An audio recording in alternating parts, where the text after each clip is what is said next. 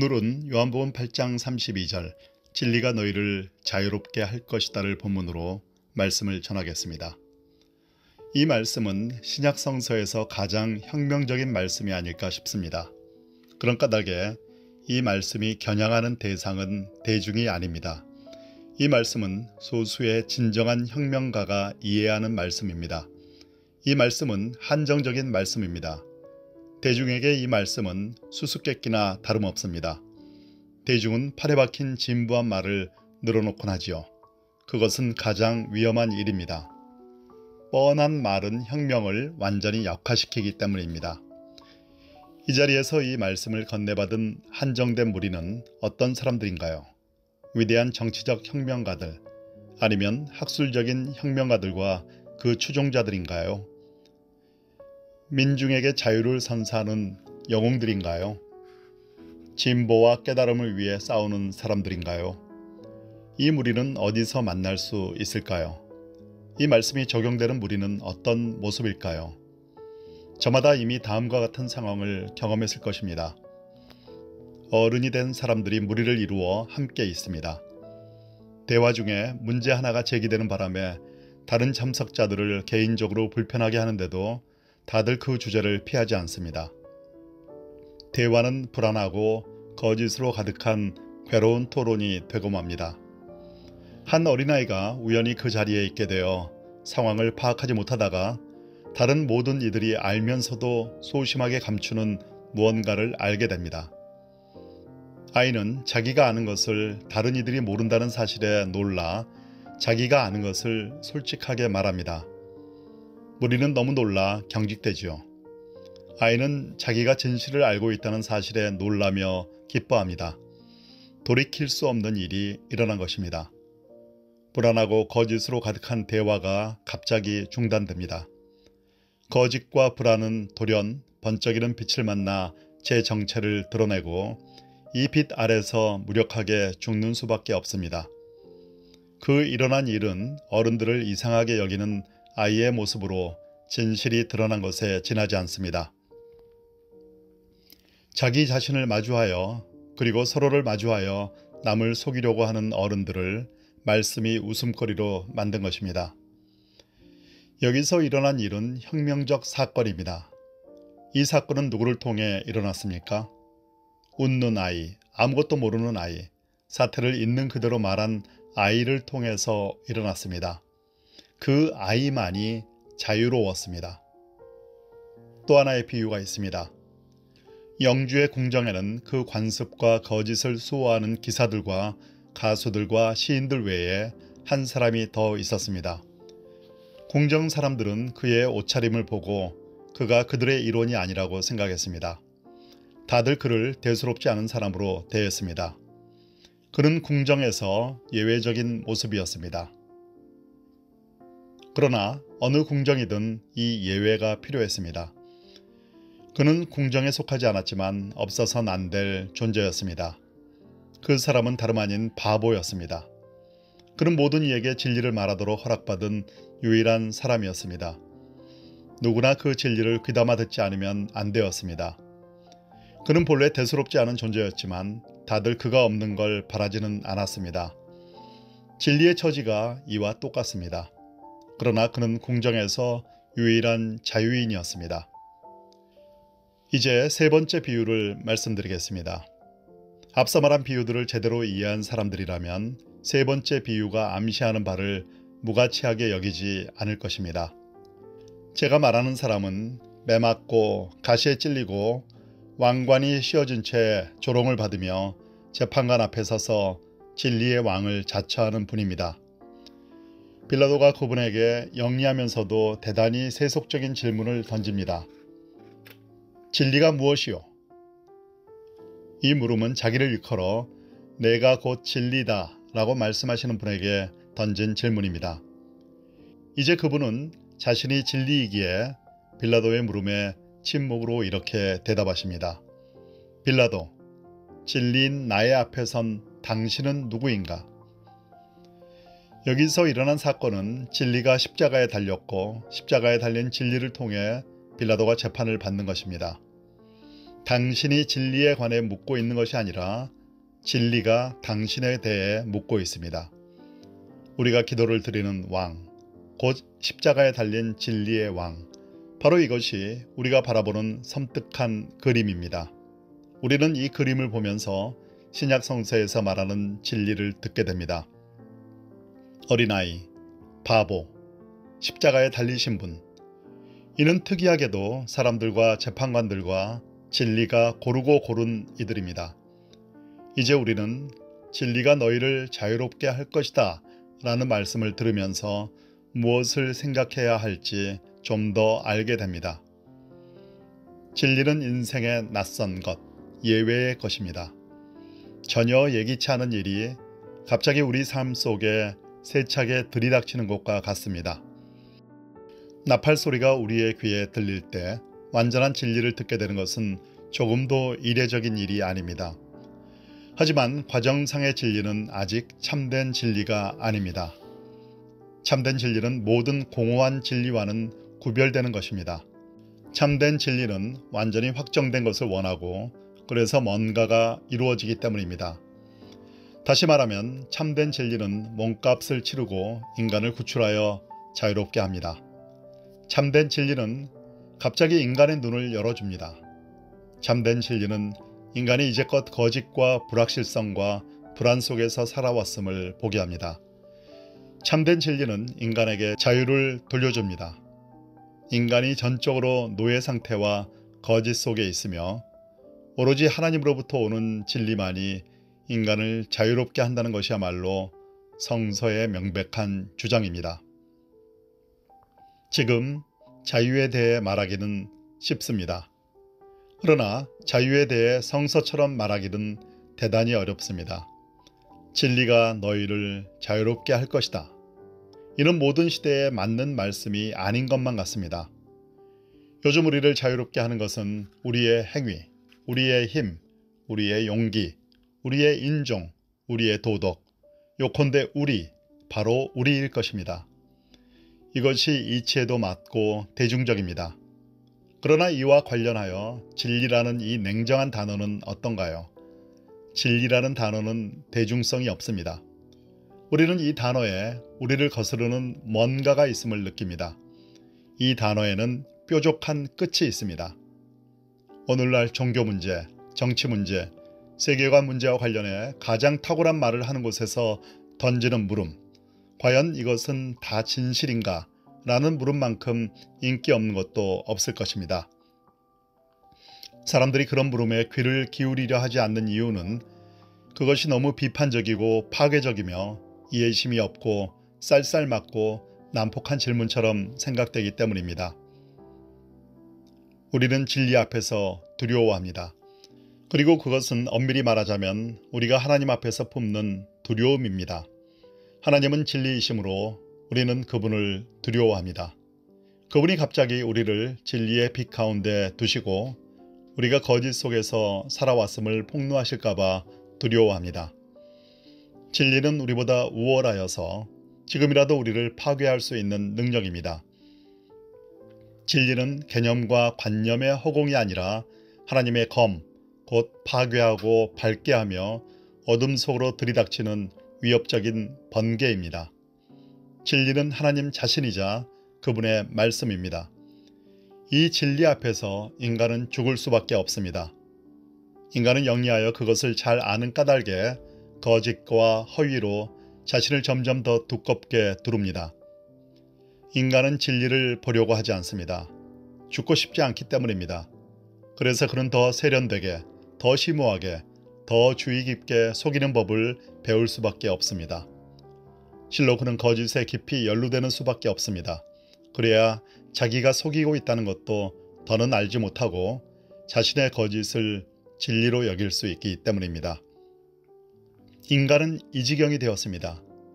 이 지경이 되었기에 그는 우리가 이 자리에서 말하는 모든 것을 도를 넘는 것으로, 거짓으로 간주하고 맙니다.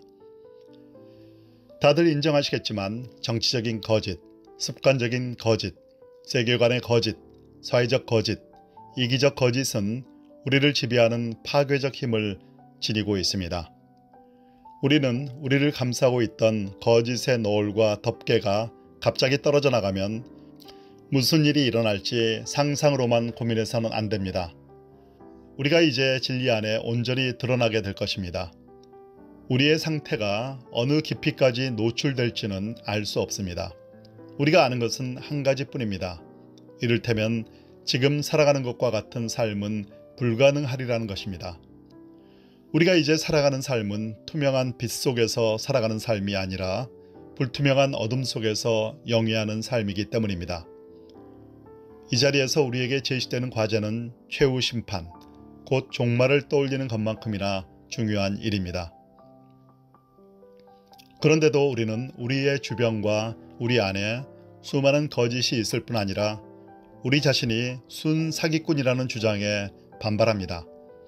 한동안 그렇게 반발하겠지만 언젠가는 전혀 예기치 않는 일이 일어날 것입니다. 즉, 진리이신 하나님이 친히 우리를 만나시고 우리가 하지 못하는 일을 직접 하시고 우리를 진리 속에 그리고 그분 앞에 세우실 것입니다. 물론 이때 문제가 되는 것은 정치적 거짓이나 습관적 거짓이 아니라 내내 순사기꾼으로 삶을 영위해온 우리입니다. 이때 무자비한 일이 실제로 일어납니다. 이때 우리는 본의 아니게 피고인이 되어 재판관 앞에 끌려가게 됩니다. 이때 우리는 더는 이런저런 것을 가리키지 못하고 우리 자신이 처분 대상이 됩니다.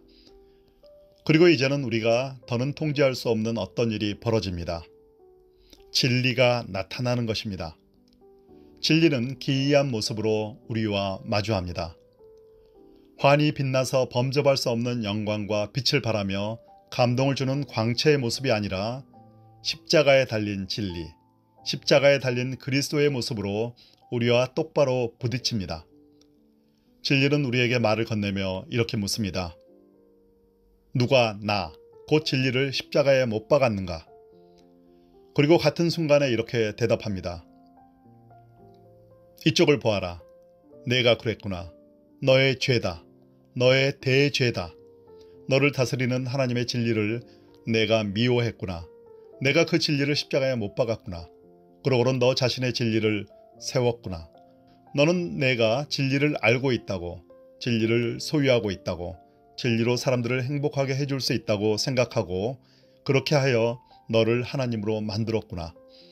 내가 하나님에게서 그분의 진리를 빼앗고 그래서 진리가 아니라 하나님과는 거리가 먼 곳에서 거짓이 되었구나. 너는 진리를 만들고 창조하고 전할 수 있다고 생각했겠지만 너는 너를 대중화해서 하나님이 되려고 하다가 실패한 것이다. 내가 진리를 십자가에서 못 박은 것이다. 설령 우리가 이것을 수수께끼 같은 말로 듣는다고 해도 우리는 진리가 더 분명하게 하는 말을 듣게 될 것입니다. 너는 세상에 너 혼자만 있다는 듯이 살았어. 너는 하나님 안에만 있는 진리의 샘을 너 안에서 찾았어. 내가 다른 사람들을 미워한 것도 그 때문이고 다른 사람들이 너와 똑같이 하는 것도 그 때문이야. 너는 내 안에서 세상의 중심을 발견했지만 이것이야말로 거짓이었단다. 너는 형제자매와 세상을 내가 통치하는 나라로 여겼을 뿐 너희들 모두 곧 너와 그들이 하나님의 진리에 의지하여 살고 있다는 것을 알지 못했어.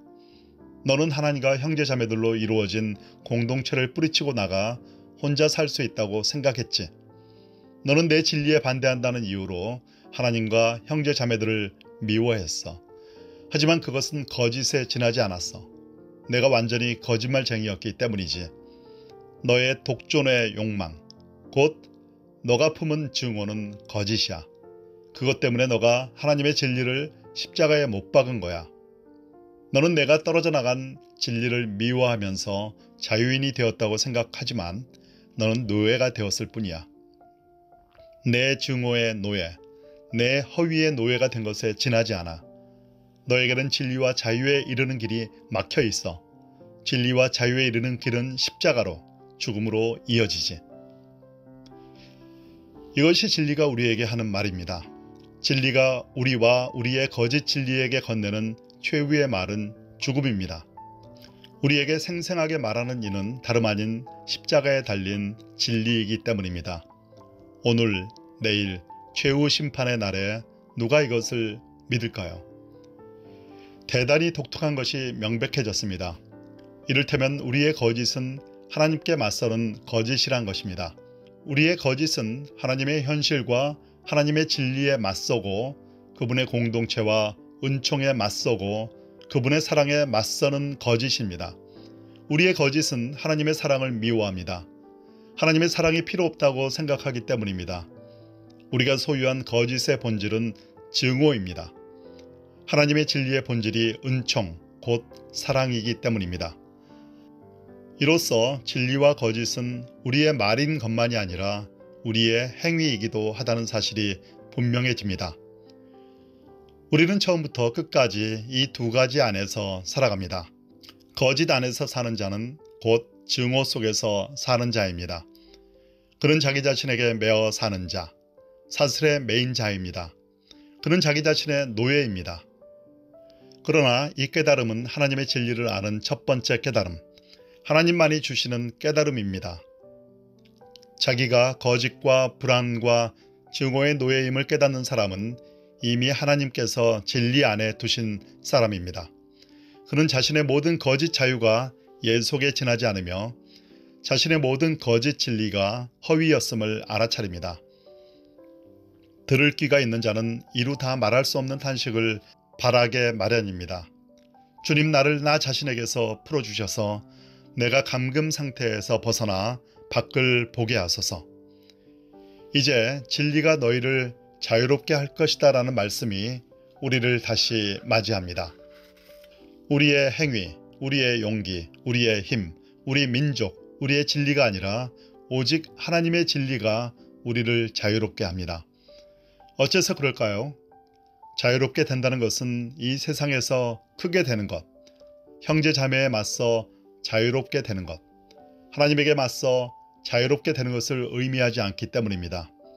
오히려 자기 자신에게서 놓여나는 것, 오직 나만 존재한다는, 나야말로 세상의 중심이라는 거짓에서 벗어나는 것, 하나님의 창조 세계를 파괴하는 수단인 증오에서 벗어나는 것, 자기 자신에게서 벗어나 타자를 위하는 것을 의미하기 때문입니다. 하나님의 진리만이 내 눈을 열어 다른 일을 볼 수 있게 합니다. 하나님의 진리는 자기 안으로 굽은 나의 시선을 나의 너머로 향하게 하여 다른 사람을 보게 합니다. 하나님의 진리가 그렇게 하는 것은 나에게 하나님의 사랑과 은총의 일을 하는 것입니다. 하나님의 진리는 우리의 거짓을 없애고 진리를 창조합니다. 하나님의 진리는 증오를 없애고 사랑을 창조합니다. 하나님의 진리는 하나님의 사랑이고 하나님의 사랑은 우리를 우리 자신에게서 풀어주어 타자를 위해 살게 합니다. 자유롭다는 것은 사랑 안에 있다는 뜻이고 사랑 안에 있다는 것은 하나님의 진리 안에 있다는 뜻입니다. 하나님의 진리를 통해 자유롭게 되어 사랑하는 사람이야말로 이 세상에서 가장 혁명적인 사람입니다. 그는 모든 가치를 뒤집어 엎는 사람입니다. 그는 인간 사회의 폭탄입니다. 그는 가장 위험한 사람입니다. 그는 인간들이 속속들이 부정직한 상태임을 깨닫고서 언제나 진리의 빛을 그들에게 던질 준비를 하기 때문입니다. 하지만 이것은 다름 아닌 사랑 때문에 일어나는 사건입니다.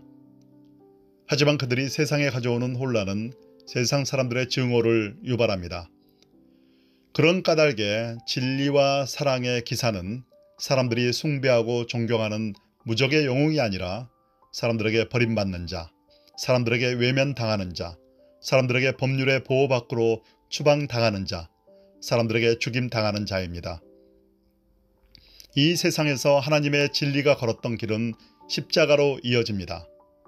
그 이후로 우리가 알다시피 하나님 앞에서 존속하려고 하는 진리는 모두 십자가로 나아갈 수밖에 없습니다. 그리스도를 따르는 공동체는 반드시 그분과 함께 십자가로 나아가야 합니다. 그 공동체는 자신의 진리와 자유 때문에 세상 사람들로부터 미움을 받을 것입니다. 그러나 민족조차도 하나님의 진리의 법정에 출두하지 않으면 진리의 자유를 얻을 수 없습니다. 민족은 한동안 거짓과 노예 상태에 머무르다가 언젠가는 오로지 하나님으로부터만 그분의 진리와 자유를 얻으려 할 것이고 진리와 자유는 사랑으로 이어진다는 것을 알게 될 것이며 또 사랑의 길은 십자가로 이어진다는 것을 알게 될 것입니다. 오늘날 한 민족이 이것을 정말로 알게 된다면 그 민족은 자유로운 민족으로 불려야 마땅한 유일한 민족, 자기 자신의 노예가 아니라 하나님의 진리의 자유로운 종이 되는 유일한 민족일 것입니다.